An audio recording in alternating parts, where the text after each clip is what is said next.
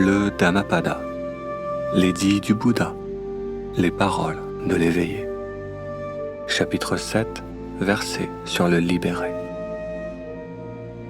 Pour celui qui a achevé le voyage, qui est sans chagrin. Pour celui qui est entièrement libéré de toutes choses et qui a détruit toutes les attaches, la fièvre de la passion n'existe plus. Les attentifs s'exercent sur eux-mêmes. Ils n'ont aucune demeure où s'attacher.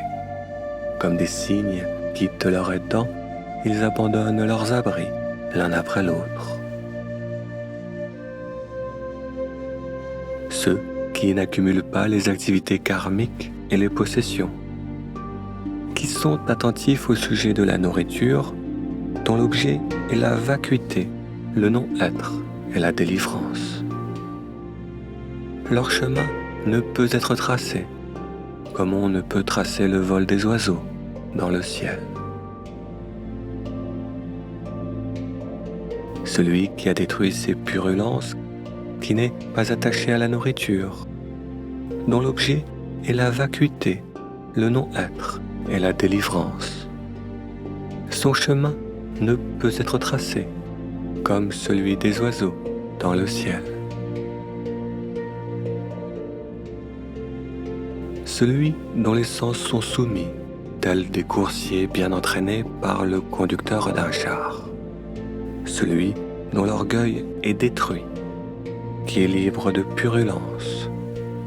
De tels hommes fermes, les dévas, les tiennent pour chers.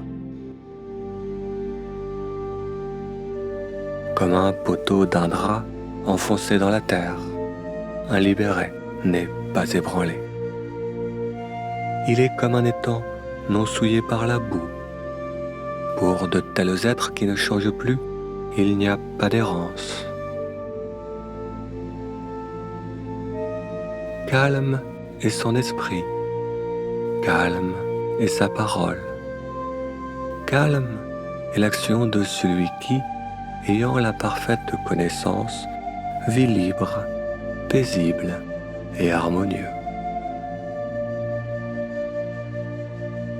Celui qui sans foi comprend l'incréé, qui a coupé les liens et mis fin au cycle des renaissances. Celui-là est vraiment l'homme suprême. Que ce soit dans un village ou dans une forêt, dans la vallée ou sur une colline, où que demeurent les éveillés vraiment, délicieux est cet endroit.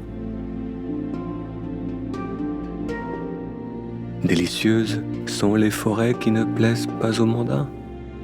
Ceux qui sont libérés de leur passion s'y réjouiront, car ils ne chercheront pas les plaisirs sensuels.